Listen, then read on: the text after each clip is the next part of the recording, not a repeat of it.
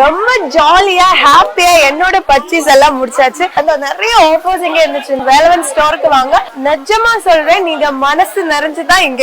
திராவிட முன்னேற்ற கழகம் ஆட்சிக்கு வந்த பிறகு, விடியா திமுக ஆட்சி ஏற்பட்ட பிறகு, திராவிட மாடல் ஆட்சி ஏற்பட்ட பிறகு ஈரோடு கிழக்கு சட்டமன்ற இடைத்தேர்தல் வந்தது. அந்த இடைத்தேர்தல் என்னென்ன நடந்தது? எதையாவது ஊட நண்பர்கள் பேசுறீங்களா, சொல்றீங்களா? என்னை மட்டும் இந்த கேள்வி கேட்குறீங்க. இதை நீங்க போடுங்க. ஈரோடு கிழக்கு சட்டமன்ற இடைத்தேர்தல் ஜனநாயக இன்றைக்கு வாக்காளரை சுதந்திரமாக வாக்களிக்க விடாம ஆடு மாடுகள் பட்டியலை அடைப்பதை போல வாக்காளரை தினந்தோறும் அழைத்து சென்று பட்டியலை அடைத்து அவர்களை கொடுமைப்படுத்திய காட்சி பல தொலைக்காட்சியெல்லாம் பார்த்தீங்க, ஊடகத்திலையும் பார்த்தீங்க. இன்றைக்கு தேர்தல் ஆணையம் அதை கண்டுகொள்ளவே இல்லை. மாநில அரசுக்கு துணை நிற்கின்றது, காவல்துறை துணை நிற்கின்றது, அரசு அதிகாரிகள் துணை நிற்கின்றார்கள். அதோட அமைச்சர் பெருமக்கள் அங்கே முகாமிட்டு ஆட்சி அதிகாரத்தை பயன்படுத்தி வனபலம் படைபலத்தை பயன்படுத்தி அதிகமான பரிசு பொருட்களை கொடுத்து அந்த தேர்தலை தில்லுமுள்ளு செய்து தேர்தல் நடைபெற்று முடிந்தது. அப்படிப்பட்ட சுதந்திரமாக நடைபெறாது என்று கருதிதான் அனைத்து இந்திய அண்ணா திராவிட முன்னேற்ற கழகம் இந்த தேர்தலில் போட்டியிடல. நடந்து முடிந்த நாடாளுமன்றம், விழுப்புரம் நாடாளுமன்றம், இந்த விக்கிரவாண்டி தொகுதி விழுப்புரம் நாடாளுமன்றத்தில் வருது. 6000 ஓட்டு தான் குறைவு. இப்பவே என்ன ஓட்டு வந்து மறுபடியும் எதுக்கு போட்டிடுவாங்க? போட்டிக்கிட்டா விடவே போறாங்க. இன்னைக்கு எல்லா ஆட்சி அதிகார பலத்தையும் பயன்படுத்துவாங்க, பணத்தை வாரி இறைப்பாங்க, அதோட பரிசு பொருள் அள்ளி கொடுப்பாங்க. எல்லா அமைச்சர்களும் பூத் வாரியா பிரிச்சு இன்னைக்கு பணமழை பொழியும். ஜனநாயக படிகளை நடைபெறும். சுதந்திரமா மக்கள் வாக்களிக்க முடியாது. ஆகவேதான் அனைத்து இந்திய அண்ணா திராவிட முன்னேற்ற கழகம் இந்த தேர்தலிலே புறக்கணிக்கப்படும். ஒன்றும் இல்லை. எப்படி உற்சாகம் இருப்பாங்க? ரைட்டு, இத்தனையும் கேட்குறீங்களே, ஈரோடு கிழக்கில் என்ன சொல்லுங்க.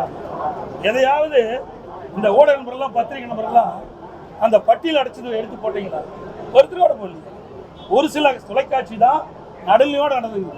பெரும்பாலான தொலைக்காட்சிகள் இந்த விடியா திமுக ஆட்சிக்கு இந்த முதலமைச்சருடைய கட்டுப்பாட்டில் இருக்குது. 36 இடத்துல இந்த ஈரோடு கிழக்கு சட்டமன்ற இடைத்தேர்தலில் கொட்டை அமைச்சு அப்படி கூட்டணி வேட்பாளருக்கு ஆதரவா இந்த விடியா திமுக அமைச்சர்களும் இந்த அவருடைய கட்சி சேர்ந்தவர்களும் பாடுபட்டாங்களா இல்லையா? சவால் விட்டேன். இனியும் இந்த கொட்டைகளை அடைச்சி வச்சிருந்தா நானே நேரில் இருந்து அங்கே வாக்கு சேர்க்கணும். உடனே என்ன பண்ணாங்க? அந்த வாக்காளர்லாம் அழைச்சிட்டு பஸ்ஸில் ஏற்றி ஊரா போய் சுற்றுலா கொண்டு போனாங்க. இப்படி நடக்கின்ற பொழுது அங்கே எப்படி சுதந்திரமாக தேர்தல் நடக்கும்? அதனால தான் தேர்தல் போகிறோம். அதாவது ஒரு பழமொழி உண்டு, தான் திருடி பிறரை நம்பார்கள். அதுபோல்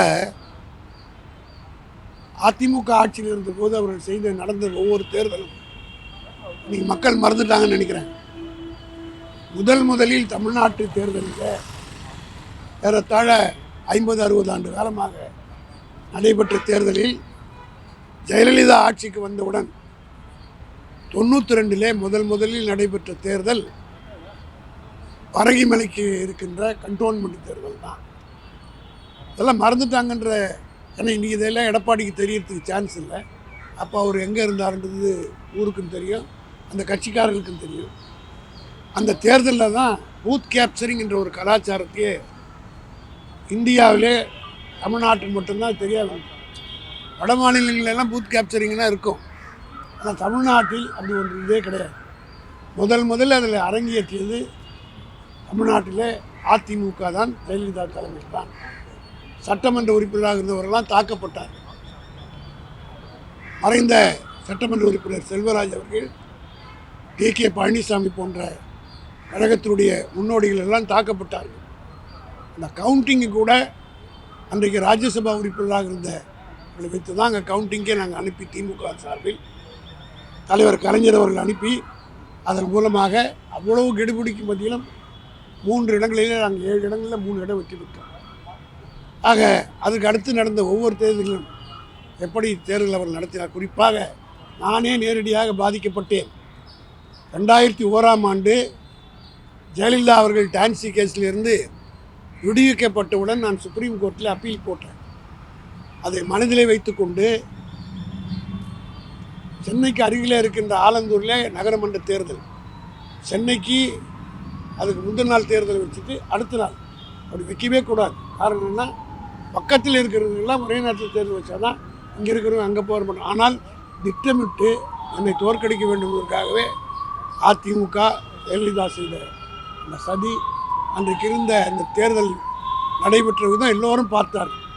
அப்போ தான் ஊடகங்கள் டிவிலாம் வந்துச்சு. இந்த முதல் தேர்தல் அதில் இப்போ டிவிலாம் போட்டு காட்டினாங்க. இந்து பத்திரிகையும் இந்தியன் எக்ஸ்பிரஸ் பத்திரிகையும் எழுதினார், Bharathi pays for filing Tansi appeal in Supreme கோர்ட்டுக்கு எழுதினார்கள். அந்த அளவுக்கு பூத் கேப்சர் பண்ணி அடித்து நொறுக்கி செய்தார்கள். நான் நல்ல வேளையாக சட்டம் படித்திருந்த காரணத்தினால் அந்த தேர்தலை, அதில் பெரிய வேடிக்கை என்னென்னா 2000 ஓட்டு இருக்கிற இடத்துல 2300 ஓட்டு போட்டாங்க. இதை நான் வேறு ஒன்றுமே கேட்கல. அந்த எலெக்ஷனில் பாண்டியன் ஒரு எலெக்ஷன் ஆஃபீஸர் இருந்தார், தேர்தல் ஆணையராக, ஸ்டேட் எலெக்ஷன் கமிஷனராக இருந்தார். அவர்கிட்ட நான் புகார் கொடுத்த போது ஒன்று சொன்னேன், எவ்வளோ ஓட்டு இருக்கிறது, எவ்வளோ ஓட்டு போலாச்சு, இந்த கணக்கை மாத்திரம் எடுக்க போதும், வேறு ஒன்றுமே எனக்கு வேணாங்க. அவர் கணக்கெடுத்தார்கள். ஏறத்தாழ 20 பூத்தில், ஆலந்தூர் நகராட்சிக்கு உட்பட்ட 20 பூத்துகளில் 2000 ஓட்டுக்கு 2300 2200 என்று போலாச்சு. காரணம்னா எக்ஸ்ட்ரா பேலட் பேப்பர் கொண்டு வருவாங்க, அதையும் கைப்பற்றி குத்தி போட்டார்கள். ஆக இதையெல்லாம் செய்தது அதிமுக என்பதை மக்கள் மறந்துடுவார்கள் என்ற எண்ணத்தில் செய்கிறார்கள். இன்றைக்கி தேர்தல் கமிஷன் அவங்ககிட்ட இருக்குது, ஸ்டேட் எலெக்ஷன் கமிஷன் எடுத்துருக்கு. இசிஐன்னு ஒன்று மேலே உட்காந்து, அந்த இசிஐ யாருடைய ஐ என்பது எல்லாருக்கும் தெரியும். இந்தியாவில் இருக்கிற அத்தனை பேரும் அந்த தேர்தல் கமிஷன் யாருடைய கையில் இருக்கிறது தெரியும். அந்த தேர்தல் கமிஷனுக்கு போது ஏன் பயப்படுறாங்க? நடந்து முடிந்த நாடாளுமன்ற தேர்தலிலே தமிழ்நாட்டில் தான் எந்த கலவரம் இல்லாமல் வாக்குப்பதிவு நடந்து ஜனநாயகத்தை காப்பாற்றியதே தமிழ்நாடு என்று சொல்லத்தக்க அளவுக்கு நடந்தது. ஆனால் அவங்க வையம்பட்டு எப்படியாவது பிஜேபியோட போக வேண்டும் என்பதற்கு ப. சிதம்பரம் என்று குறிப்பிட்டது போல இது ஒரு நொண்டி சாக்காக வைத்துக்கொண்டு சொல்கிறார்கள். இந்த நடந்து முடிந்த தேர்தலில் திமுக 40-40 வெற்றி பெற்றிருக்கு. அப்படியான ஒரு நிலையில் வரக்கூடிய ஒரு இடைத்தேர்தல், அதில் அதிமுக பெரிய பின்னடைவை சந்தித்திருப்பதை மறைப்பதற்காக அது மாதிரி பண்ணுறேன்னு நினைக்கிறீங்களா? அது மட்டும் இல்லை, அவங்க இன்னும் ஃபெயிலியர் ஆகிடுவாங்கன்றது. டெபாசிட் வாங்க, ஏற்கனவே இந்த பார்லிமெண்ட் எலெக்ஷனில் பல இடத்துல டெபாசிட் போச்சு. இந்த தேர்தலிலும் டெபாசிட் போனால் இப்போ சசிகலா வர கட்சியை இணைக்க போகிறேன்னு அறிக்கை விட்டுருக்காங்க. இந்த சூழ்நிலையில் கட்சிக்காரங்க ஒரே ஒரு சவால் உங்கள் மூலமாக அவருக்கு விடுறேன். இந்த தேர்தல் அவர் புறக்கணிச்சிட்டார்ல, புறக்கணிக்கிறத ஒரு கட்சி புறக்கணிதுன்னா அந்த கட்சியில் இருக்கிற யாரும் ஓட்டு போட முடியாது. நாங்களும் ஒரு 3 கணக்கு எடுக்க போகிறோம். அந்த எலெக்ஷன் அன்றைக்கி யார் ஓட்டு போடுறாங்களோ அந்த ஏஜென்ட்டுக்கு தெரியும். அதிமுகவில் இருக்கிற ஒன்றிய செயலாளர், அதிமுகவில் இருக்கிற கிளைக்கழக செயலாளர், அதிமுகவில் இருக்கிற நிர்வாகிகள், கவுன்சிலர்கள் இவங்கெல்லாம் ஓட்டு போட்டாங்களான்னு ஒரு கணக்கு எடுத்துகிட்டு அப்படி அவங்க ஓட்டு போட்டுருந்தாங்கன்னு வச்சுக்கோங்க, அவங்கெல்லாம் எடப்பாடி புறக்கணிச்சிட்டாங்கன்னு அர்த்தம். தேர்தலை புறக்கணி என்று கட்சிக்கு சொல்லிவிட்டு அப்படி அவங்கெல்லாம் பார்ட்டிசிபேட் பண்ணாங்கன்னா அப்படி தைரியமாக விட தயாராக எடப்பாடிக்கு நான் சவால். இதை மீறி யாராவது ஓட்டு போட்டிங்களா உங்களை கட்சி விட்டு நீக்கிடுவேன், நடவடிக்கை எடுப்பேன்னு சொல்கிறது தயாராக செய்ய மாட்டேன். ஏதோ அவங்க ஒரு அண்டர்லைன் டீலிங் வைக்கலான்னு பாருங்கள். எதையும் சந்திக்கிற ஆற்றல் எங்களுக்கு இருக்குது. காரணம்னா வண்டிய பெருமக்களுக்கு எங்கள் தலைவர் அவர்கள் கலைஞர் அவர்கள் செய்ததைப் போல யாரும் செய்யவில்லை என்பது எல்லோருக்கும் அவங்களுக்கு தெரியும். 20% ஒதுக்கீடை கொடுத்ததே எங்கள் தலைவர் தான். அதன் மூலமாக எத்தனை பேர் டாக்டர் ஆனார்கள், எத்தனை பேர் இன்ஜினியர் ஆனார்கள், எத்தனை பேர் குரூப் சர்வீஸ் 1 போய் இன்றைக்கி IAS கன்ஃபர் ஆனாங்க. இதெல்லாம் அந்த மக்கள் நான் மறந்துடுவாங்களான்னு நான் ஒன்றை மட்டும் சொல்கிறேன். இந்த தேர்தலில் தளபதியினுடைய 1000 ரூபாய் கொடுத்ததனுடைய விளைவு அந்த தாய்மார்கள் எப்படி நன்றி உணர்வோடு வாக்களித்து வெற்றி பெற செய்தார்களோ அதே போல் வன்னிய பெருமக்கள் இந்த ஆட்சியின் மூலமாக அந்த 20% தான் நாம் இவ்வளோ வளர்ச்சி பெற்றோம் என்பதை உணர்ந்து இந்த 1000 ராமதாசன் சொன்னாலும் மனசாட்சி உள்ளவர்கள், நல்லவர்கள், இதயம் படித்த வன்னியர்கள் அத்தனை பேரும் திமுக கூட்டணிக்கு தான் வாக்களிப்பார்கள். பாமக நேரடியாக போட்டிடுறாங்க. சமூக நீதியை வென்றெடுப்பதற்கான ஒரு போர் இந்த இருக்கிறவன் இடைத்தேர்தல்னு ராமதாஸ் அவர்கள் அறிக்கை விடுறார். அதான் சவாலாக இருக்கும்னு நினைக்கிறீங்களா? பாமக என்பது பாமகவே கை கழுவிட்டாங்க. அவங்க சின்னமே இப்போ போயிடுச்சு. அதனால் நான் அதுக்கு மேலே அவர் சொல்ல விரும்பல. ஏன்னா அவர் வந்து வேறு எதனா பேசுவார். அதனால் எங்களுக்கு சேஃப் கம்ஃபர்டபுளாக, வி ஆர் வெரி கம்ஃபர்டபுள். அடித்தளம் நல்லா இருக்குது, எங்கள் கேடரு நல்லா இருக்காங்க, கூட்டணி இன்டாக்டாக இருக்குது. அதனால் போன தேர்தலில் போய் ஒரு சின்னத்துக்கு ஓட்டு கேட்டு இன்னொரு சின்ன இந்த இடைத்தேர்தலில் ஒரு மாதத்துக்குலாம் இன்னொரு ஓட்டு கேட்டால் அந்த ஊரில் இருக்கிறவங்க மதிப்பானா? அதெல்லாம் இருக்குது. எங்களுக்கு அப்படியே இல்லை. நாங்கள் 2019 ஒரே அணியில் கேட்டுக்கொண்டிருக்கிறோம். நிச்சயமாக வெற்றி. சார், இந்த இடைத்தேர்தலை மட்டும் புறக்கணிக்கிறதுனால எங்களுக்கு வாக்கு வங்கியோ இல்லை வெற்றி வாய்ப்போ குறைய போகிறதில்ல. இதுக்கு முன்னாடி நாங்கள் 2009 நடந்த எலெக்ஷன்லேயும் ஒரு 5 சட்டமன்ற இடைத்தேர்தலை புறக்கணிச்சிருக்கோம். திமுகவும் இது போன்ற புறக்கணிச்சிருக்கு. அந்த சுச்சுவேஷன்லாம் வேறங்க.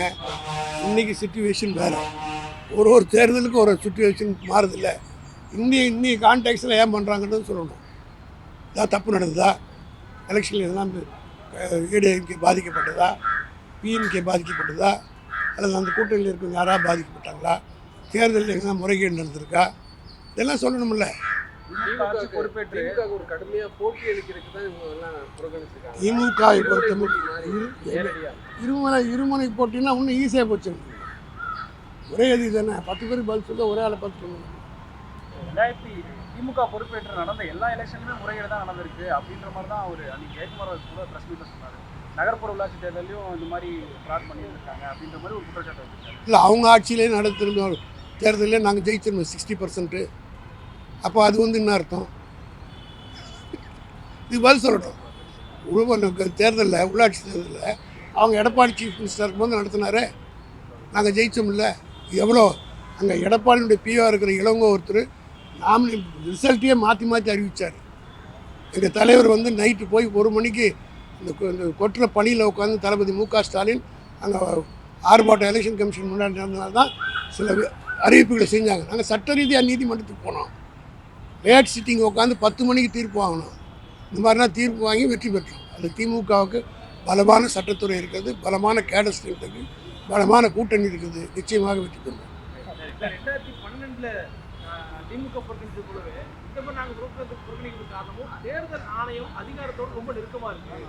அதனால தான் நாங்கள் புறக்கணிக்கிறோம். அப்போ இது வந்து மறைமுகமாக மோடியை தாக்குறதாங்க. இது எலெக்ஷன் நடத்தும் ஸ்டேட் எலெக்ஷன் நடத்துது, சட்டமன்றத்துக்கு பாராளுமன்றத்துக்கு சிசிஐ தான் நடத்துது. ஆக அவர்கள் வந்து அவங்கள தான் சந்தேகிக்கிறாங்க. அங்கே ஆட்சியில் இருப்பது மோடி, அங்கே இருப்பது இவங்க தாத்தா. ஆகினால் இவங்க தான் பார்க்கணும். சார், அதிமுக அந்த தேர்தலை புறக்கணிக்கிறதுக்கு பின்னாடி அரசியல் காரணம் எதுவும் இருக்குன்னு நினைக்கிறீங்களா? அதான் சொன்ன வையம்பட்டி இப்போ எப்படி போய் சேர்றதுக்குன்னு போகிறாங்க, அவ்வளோதான்.